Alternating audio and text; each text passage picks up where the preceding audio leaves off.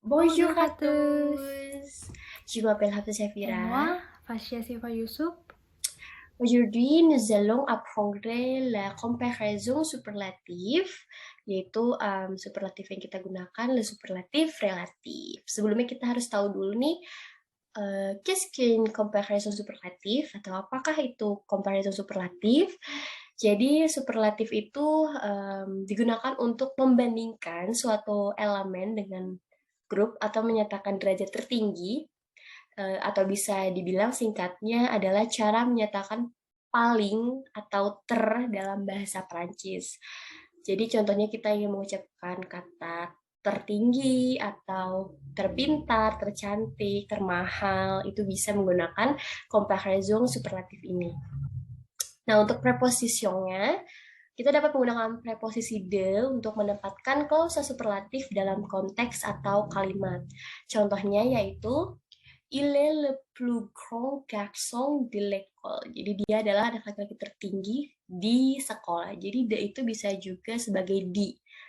Jadi de ditempatkan sebelum kata tempat. Contoh kedua yaitu Marie est la plus belle ville de ce village. Marie adalah gadis tercantik di desa ini.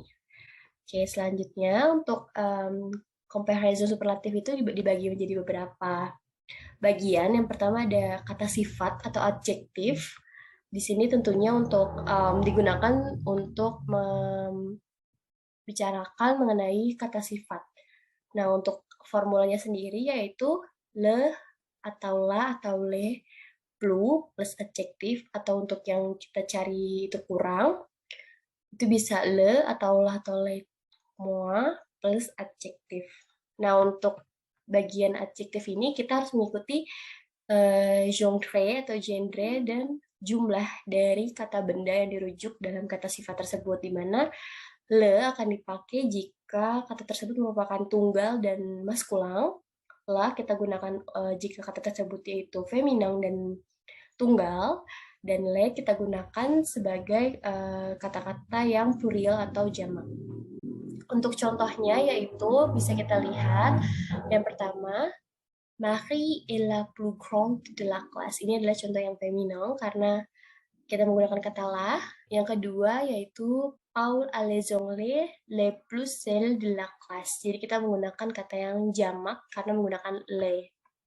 Nah, untuk beberapa kata yang bisa digunakan dalam menggunakan comparison superlatif pada kata sifat atau adjektif. Di sini ada beau, ada bon, ada brave, ada grand, ada gross, dan lainnya.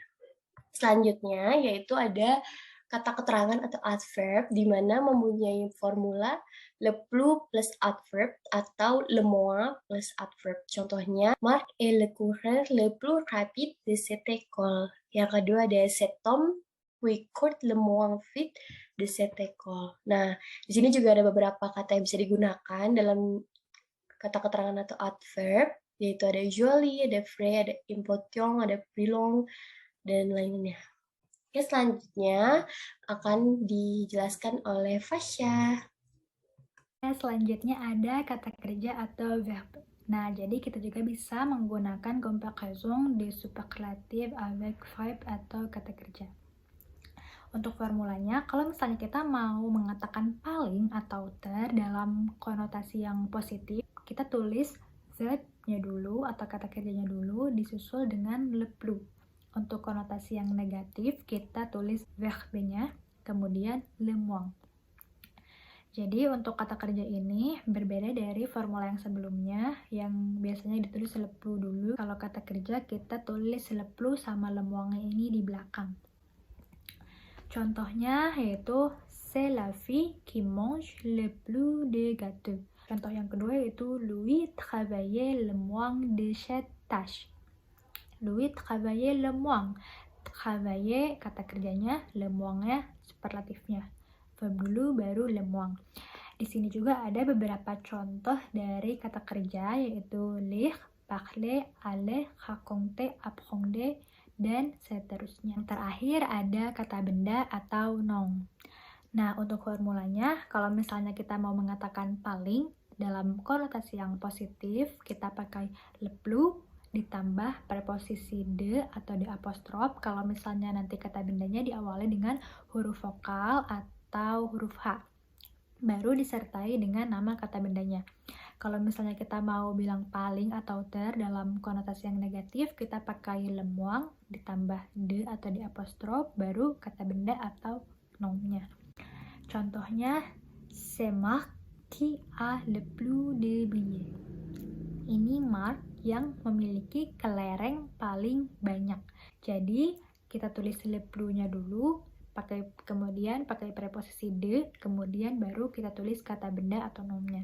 Contoh lain ada Marie qui a le moins de sac.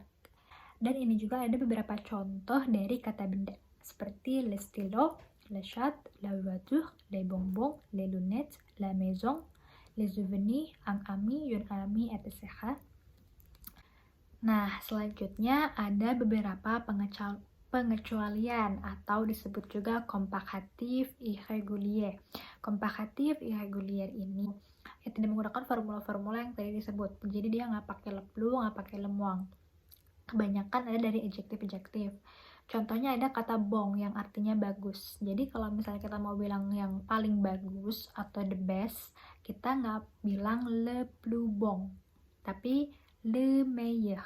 Kemudian ada juga bien yang artinya sama bagus, cuman dia ini adverb, jadi bisa diartikan juga kayak dengan baik atau well gitu kan.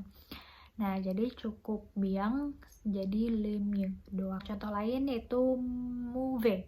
Nah, kalau ini opsional gitu kan ya. Jadi kalau misalnya kita mau bilang paling buruk atau the worst, kalau misalnya kita mau pakai plus, kita bisa bilang le plus mauvais. Kalau misalnya kita nggak mau pakai plus, kita bisa bilang le pire, atau kita juga bisa pakai le moins bon, artinya yang paling tidak bagus. Jadi sama, yang paling buruk kan. Dan selanjutnya ada petit, yang artinya kecil. Ini juga opsional. Kalau kalian mau bilang paling kecil, kalian bisa pakai le plus petit. Kalian juga bisa pakai le moindre. Kalian juga bisa pakai le moins grand, yang artinya yang paling tidak besar. Berarti sama ya. Dan ingat, mauvais et petit sama bon itu adjektif, jadi dia harus mengikuti jonque et nombre dari kata yang dirujuk oleh kata sifat ini. C'est mengenai comparaison de superlatif, khususnya le superlatif relatif. Semoga ilmunya bisa bermanfaat, dan mohon maaf kalau misalnya ada kesalahan dari materi yang kita sampaikan. Merci, au revoir.